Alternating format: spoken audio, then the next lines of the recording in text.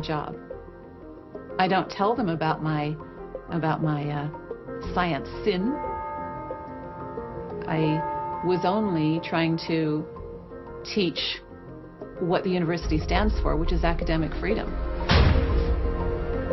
There's nothing to be learned in neurosurgery by assuming an accidental origin for the parts of the brain that we work on. It wasn't just biologists who were feeling the Darwinist wrath. When neurosurgeon Michael Egnor wrote an essay to high school students saying doctors didn't need to study evolution in order to practice medicine, the Darwinists were quick to try and exterminate this new threat. A lot of people on a lot of blogs called me unprintable names that were printed. There are a lot of very, very nasty comments. Other people suggested that people call the university I work at and suggested perhaps it's time for me to retire. I realized when I kind of went public with my doubts about the adequacy of Darwin's theory that I would encounter criticism. What has amazed me is the viciousness and the sort of baseness of it. I'm an old guy. I have tenure. I'm academically safe. But the young people and what is happening to them in America right now because of this scientism gulag is really terrible. Apparently, Professor Marks was not as safe as he thought. A few months after this interview, Baylor University shut down his research website and forced him to return grant money once they discovered a link between his work and intelligent design. In order to attract grants, you have to market yourself. So you put up sites and call yourself labs and groups and things like that in order to get visibility. And in my entire experience in academia, I never went to any superior and asked them any permission to put up any of these labs. So the fact that this was singled out, let alone shut down, is jaw-dropping. It's astonishing. I have never been treated like this in my about 30 years in academia. Shut up, you freak! I said shut up! It's a man! If you peel back the onion, I think that there is no doubt that the center of this is my work in what some would call intelligent design. People really get emotional about this. Whenever you say intelligent design in a room of academics, them's fighting words. Creationists. Astronomer Guillermo Gonzalez found himself in a fierce shootout with Iowa State University following the publication of his book, arguing that the universe is intelligently designed. Despite a stellar research record that has led to the discovery of several planets, his application for tenure was denied, putting his career in jeopardy. I worried about my tenure a little bit in 2005 when the petition was being circulated because I viewed that as a strategy of Hector Avalos and his associates to try to poison the atmosphere on campus against me because he knew I wasn't tenured yet and I was very vulnerable. I have little doubt that I would have tenure now if I hadn't done any professional work on intelligent design. Dr. Gonzalez had this advice for scientists who might be thinking about following his example. If they value their careers, they should keep quiet about their intelligent design views. We know there are times and places to be quiet, and other times and places when we can make noise if we want to. Will you show us? Of course.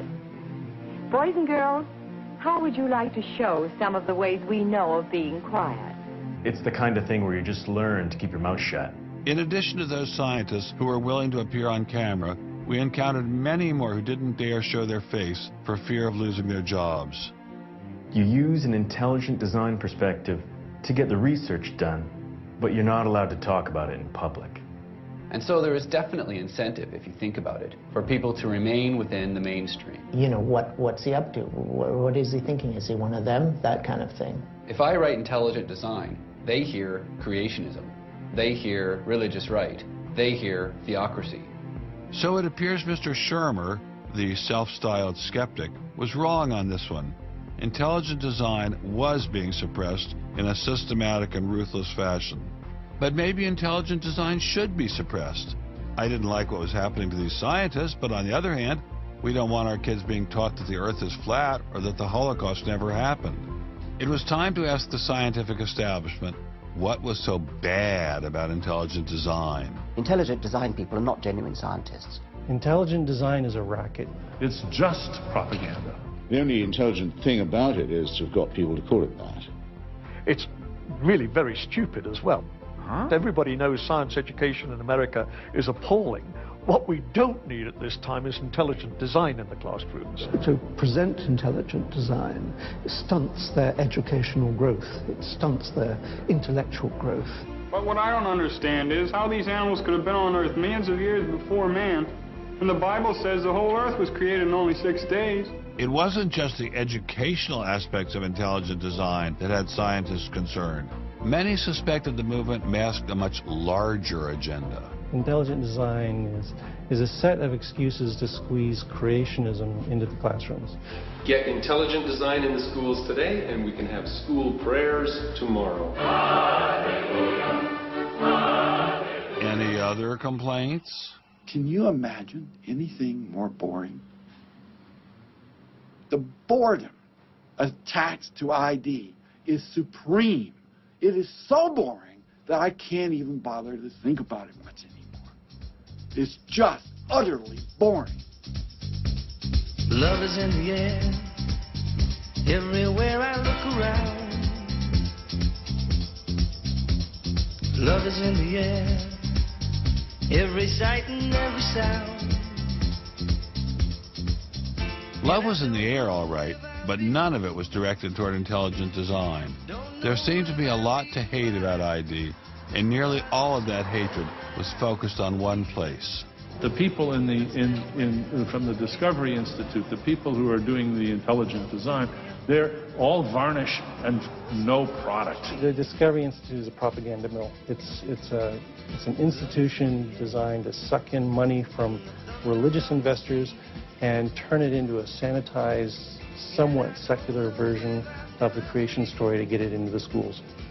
If they have a way of understanding nature that's superior to the one that we all are making lots of discoveries using, great. Bring it on.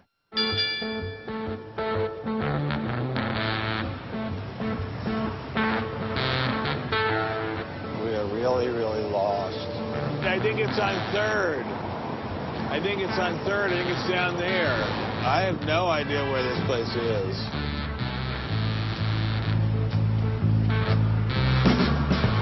I guess I just keep walking. Do you have any idea where the Discovery Institute is? Have you ever heard of that? Never heard of that. Okay, thank you. How are you, sir? Good. Do you have any idea where the Discovery Institute is? Institute, not a clue. Discovery Institute. Thank you. It's very kind of you to offer. Welcome to Seattle. Thank you, sir. It's got to be this whole building. Yes, where is the Discovery Institute, please? Discovery Institute on the 8th floor, Suite 808.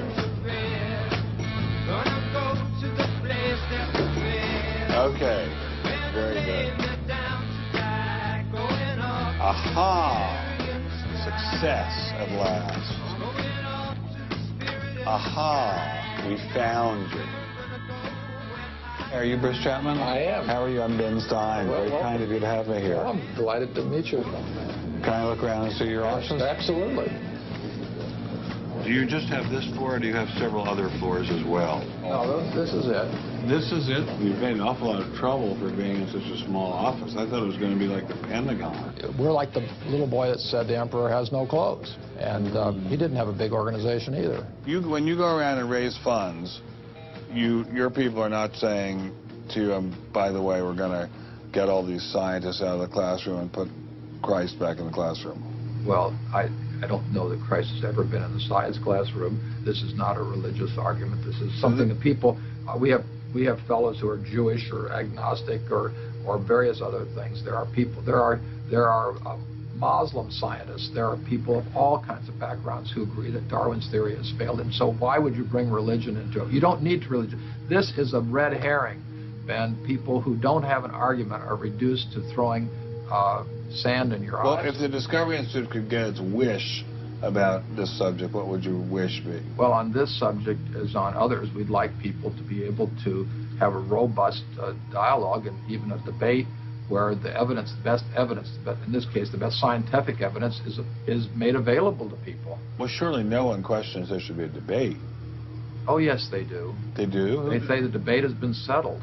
Well, that the issue's when settled. was the debate settled? Ben, I'd like you to talk to the scientists. You don't want to get your science from me. Mr. Chapman claimed ID had nothing to do with religion. So why was my first stop Biola University, formerly known as the Bible Institute of Los Angeles? Your own personal Jesus,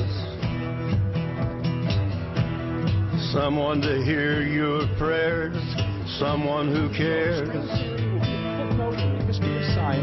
Your own personal Jesus, someone to hear your prayers.